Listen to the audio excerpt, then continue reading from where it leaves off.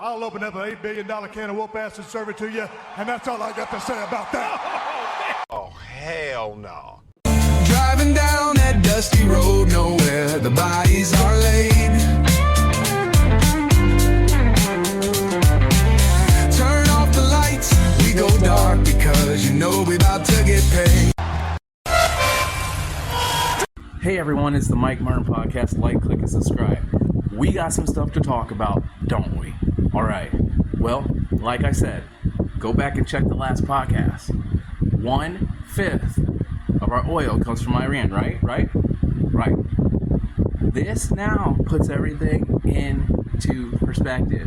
What did Trump say all along his whole campaign?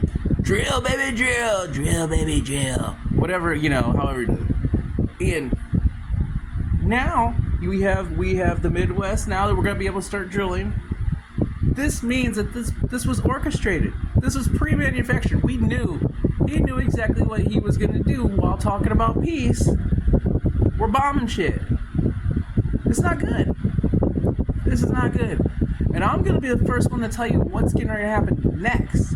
Alright? Listen. What's happening next? Sleeper cells. And I will tell you that because I distinctly remember this guy saying, "You don't know who I am, but you will know my name." When the immigrants and migrants started coming around, when they started coming here, just a couple years back, "You don't know who I am, but you will know my name. But soon you will know my name." There it is. I'll try to look at that. I'll try to find that. So let's take a look at what I think is the next thing we need to be concerned about. If you are smart enough, you will know who I am. But you are really not smart enough to know who I am. But soon you're gonna know who I am. Very easy. Wow, very easy. The entitlement. No, believe me, I'm much better than that. The entitlement, guys. Wow. I have asserted in court that there is an invasion going on in the United States of America, and that videotape typifies why there is such an invasion. That is a threat to the United States of America, what he said. But it's not a one-off threat. We see things like that happen every single day. So, Maria, my hope is that the United States Supreme Court and courts across the country, they see exactly what's happening on our border. It's not what happened under Bush or under Trump or under Obama. This is something completely different that has never happened before in the history of the country. This is an invasion by people we don't know who they are, where they're coming from, or the danger they may pose. And so it's right for Texas to have taken the steps that we have taken to crack down on the illegal crossings, to declare it an invasion and use every tool we can to do the job that Biden is not doing, and that's to try to deny illegal entry into our country. Sleeper cells are groups of terrorists, often funded by larger networks, who set up in a target country and wait for instructions, sometimes even years before taking action. This will go down as a kind of Pearl Harbor of terrorism. The term terrorist sleeper cell entered the mainstream following the 9/11 attacks. Authorities began pursuing what they believed to be sleeper cells hiding out in U.S. cities.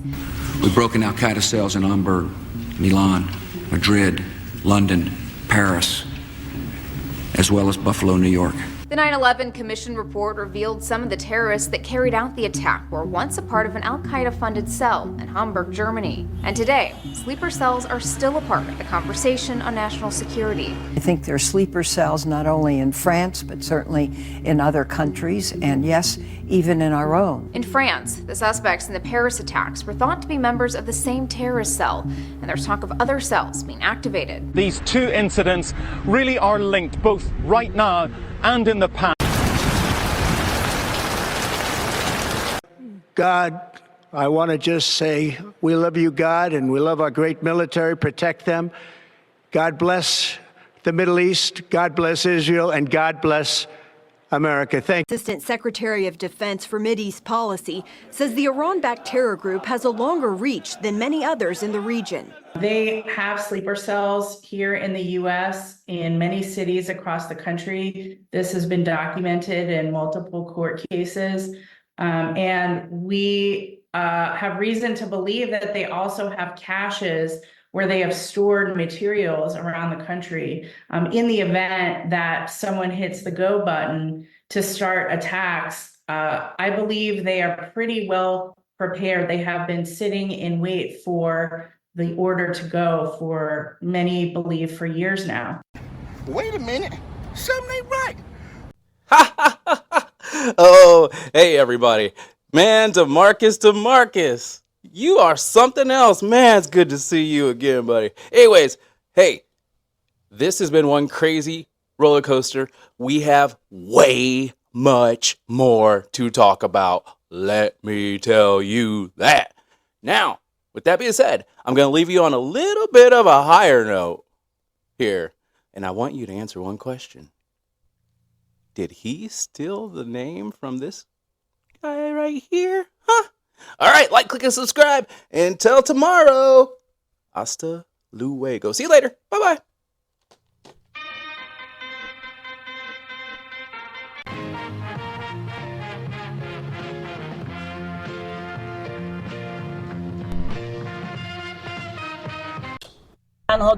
This video captured smoke filling the sky around the Fordo nuclear facility in Iran Sunday, one of 3 nuclear sites attacked by the U.S. in what the Pentagon is calling Operation Midnight Hammer, a targeted attack to cripple Tehran's nuclear program. Now, Operation Midnight Hammer. Now, say my name. Black Hammer.